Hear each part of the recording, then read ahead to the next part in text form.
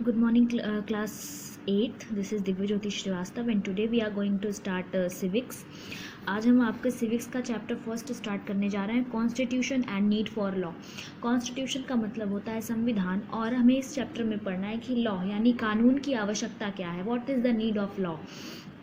ठीक है, तो देखते हैं, सबसे पहले जानते हैं कॉन्स्टिट्यूशन है क्या।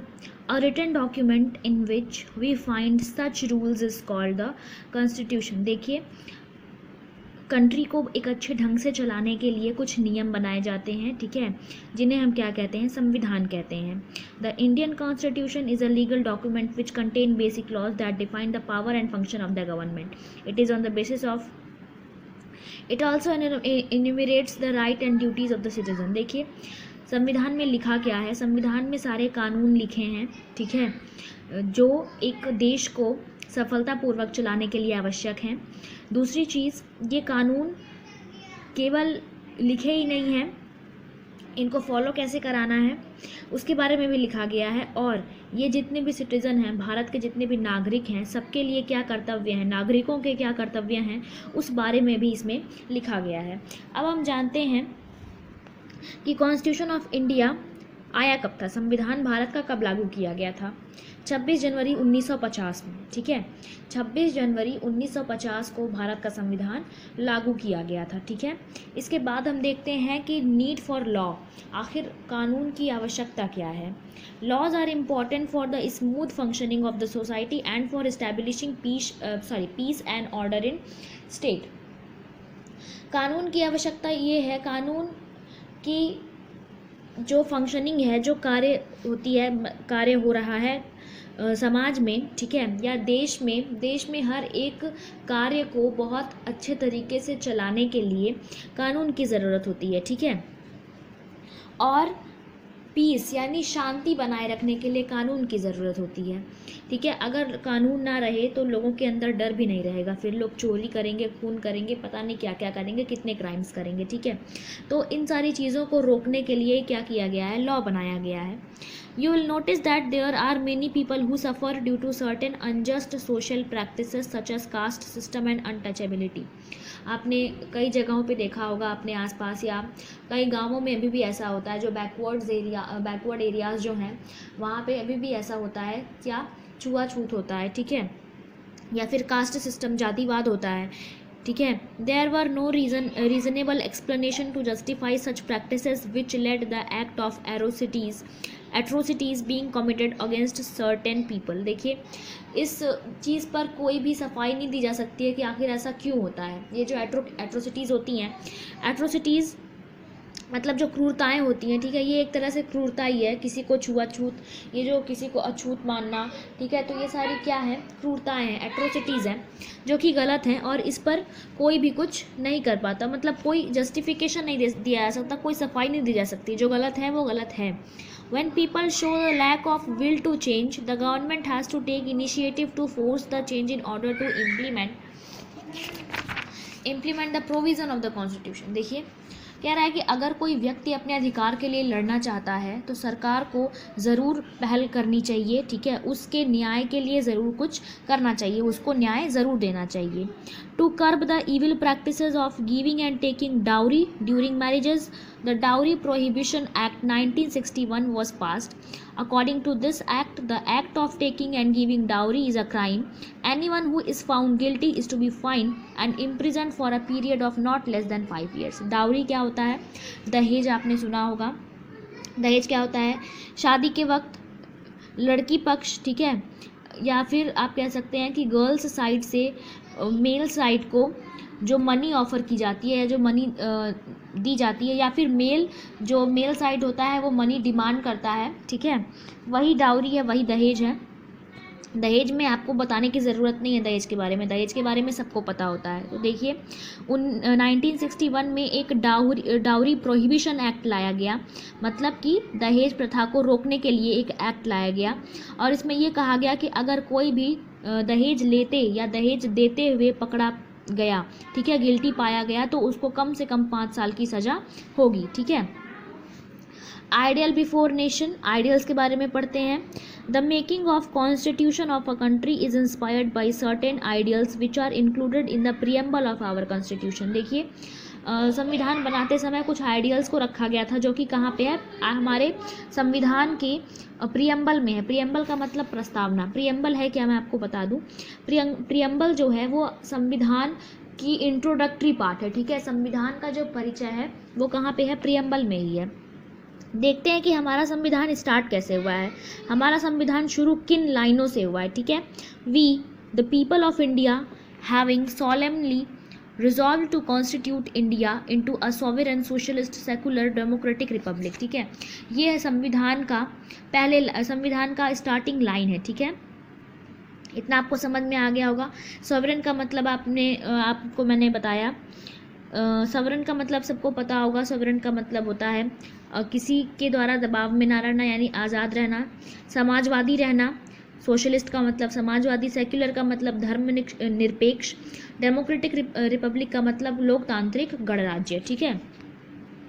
इसके बाद सोवरेनिटी पढ़ते हैं पहले। सोवरेनिटी क्या है? After independence India has become a sovereign state. स्वतंत्रता मिलने के बाद भारत क्या हो गया, एक आज़ाद राज्य हो गया। It means that India is no longer subjected to any external power.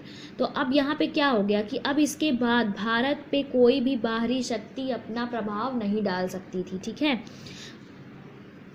Bharat का अपना कानून हो गया, अपना लॉ हो गया। भारत जैसे चाहे अपने देश को, भारत के जो हमारे जो रिप्रेजेंटेटिव्स हैं वो अपने देश को अपने अकॉर्डिंग चला सकते हैं, या भारत के लोग अपने हिसाब से काम कर सकते हैं। दूसरा है सेक्युलर। सेक्युलर का मतलब होता है धर्मनिरपेक्ष, ठीक है।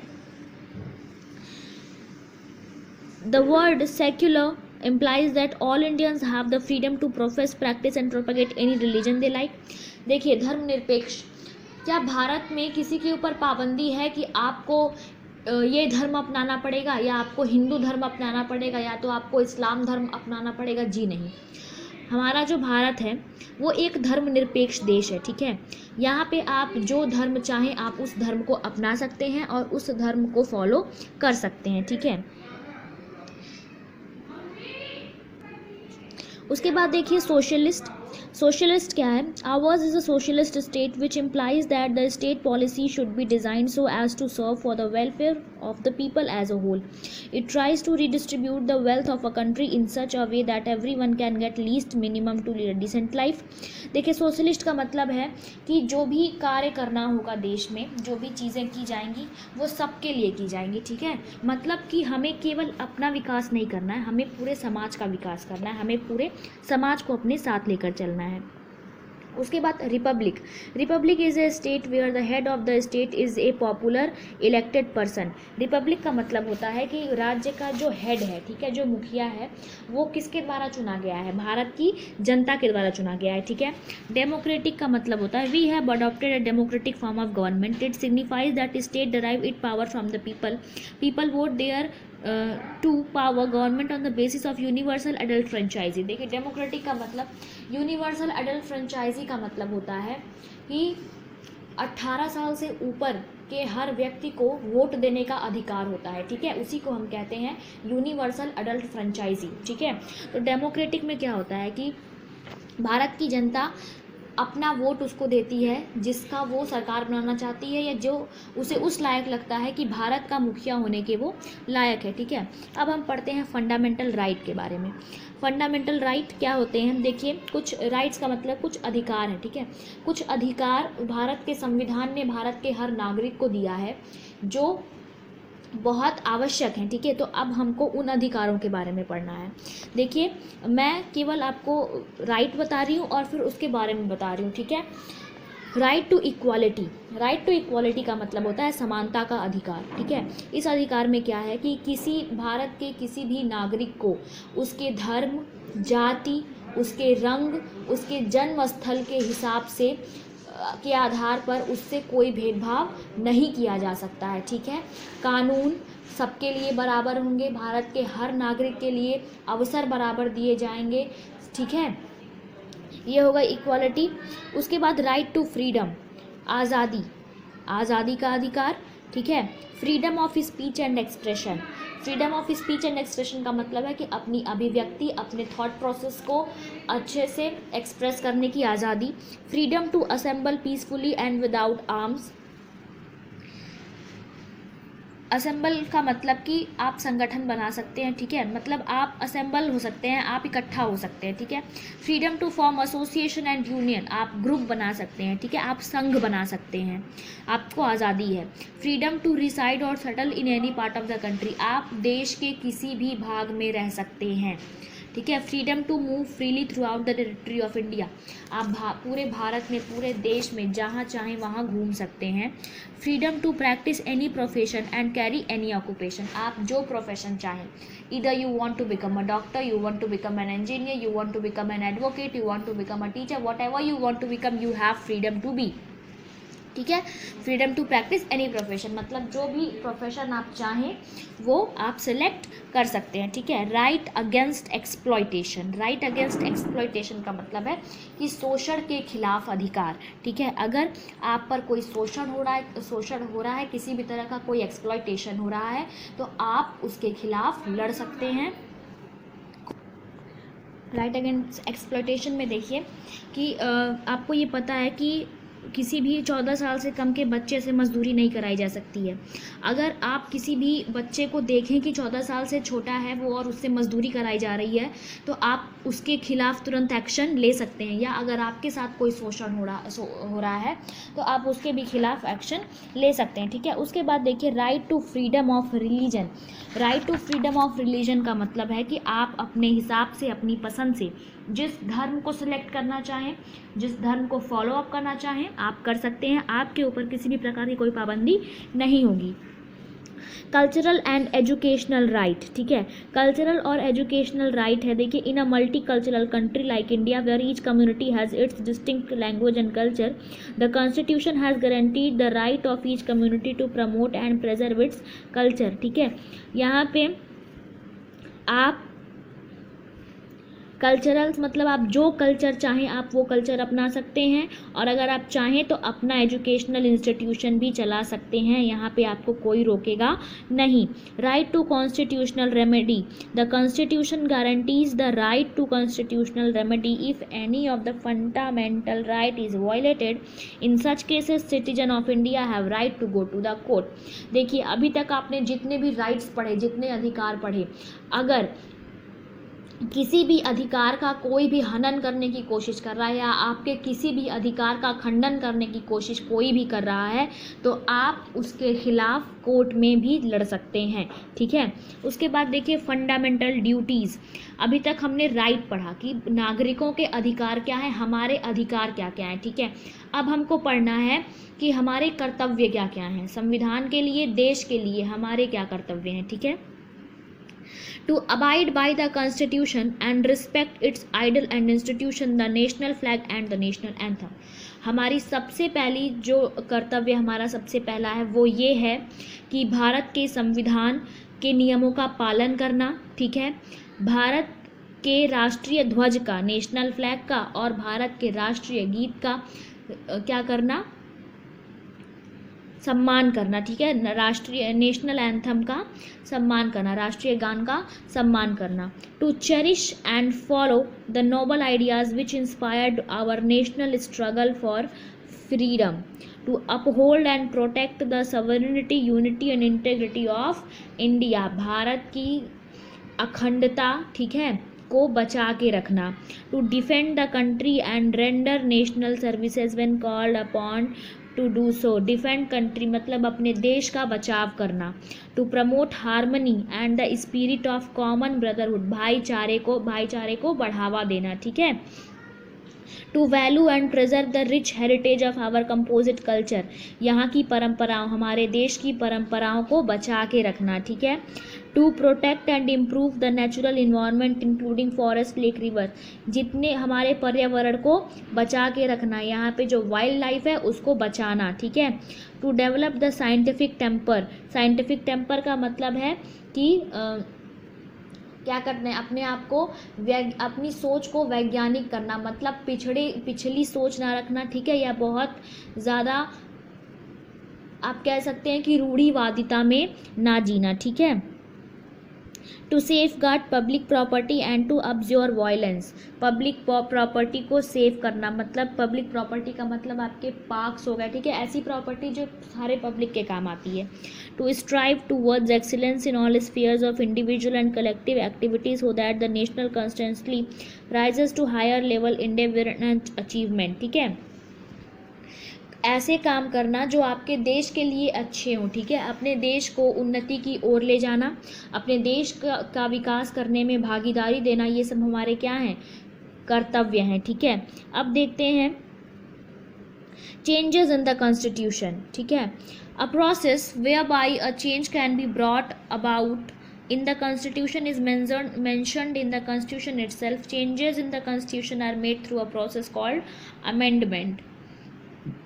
देखिए, संविधान में जो नियम और कानून बदले जाते हैं, ठीक है, उनको कहा जाता है संविधान संशोधन, ठीक है, या कॉन्स्टिट्यूशनल अमेंडमेंट, ठीक है, संशोधन को ही कहते हैं अमेंडमेंट। इसके अमेंडमेंट एक ऐसी प्रोसेस है कि संविधान में यानी कॉन्स्टिट्यूशन में अगर कोई चेंजेस लाने हो, कोई बदलाव लाना हो तो इसका यूज़ किया जाता है। ओके, अब देखते हैं लॉज एंड डिसेंट्स।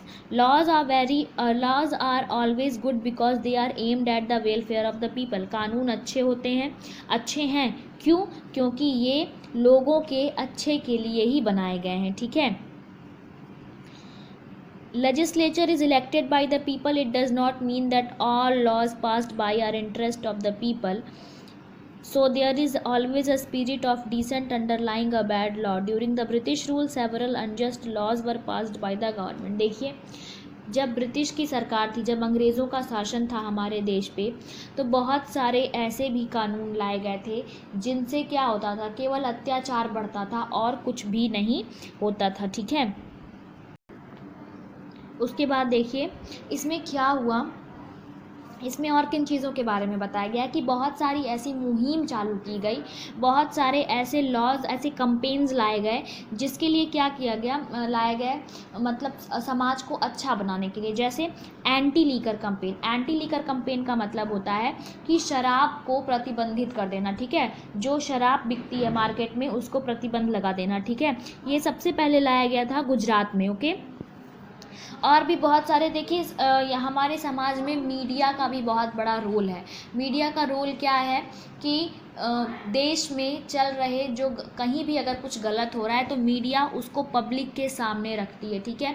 गवर्नमेंट क्या कर रही है, ठीक है, गवर्नमेंट के हर एक कदम पर मीडिया क्या करती है, लोगों को जागरूक कराती है कि उनके देश में आखिर चल क्या रहा है। अब देखते हैं अंडरस्टैंडिंग सेक्युलरिज्म। सेक्युलरिज्म क्या होता है? In secularism as a modern political and constitution principle involve two basic prepositions. The first is that people belonging to different faith and section of society are equal before the law, the constitution and government policy. The second requirement is that there can be no mixing up religion and politics. It follows therefore that there can be no discrimination against anyone on the basis of religion. देखिए, secularism में दो चीज़ें रखी गई हैं। क्या क्या रखा गया है? पहली चीज़ तो ये कि किसी को भी भेदभाव नहीं किया जाएगा, सबको समान लेकर चला जाएगा। दूसरी चीज़ ये कि कभी भी राजनीति और धर्म को मिक्स नहीं किया जाएगा, ठीक है। कोई भी किसी के साथ भेदभाव नहीं कर सकता उसके धर्म के आधार पर, ठीक है। सबकी अपनी अपनी चॉइस है, जो जिस धर्म को चाहे उस धर्म को सिलेक्ट कर सकता है। उसके बाद देखिए सिग्निफिकेंस ऑफ सेक्युलरिज्म।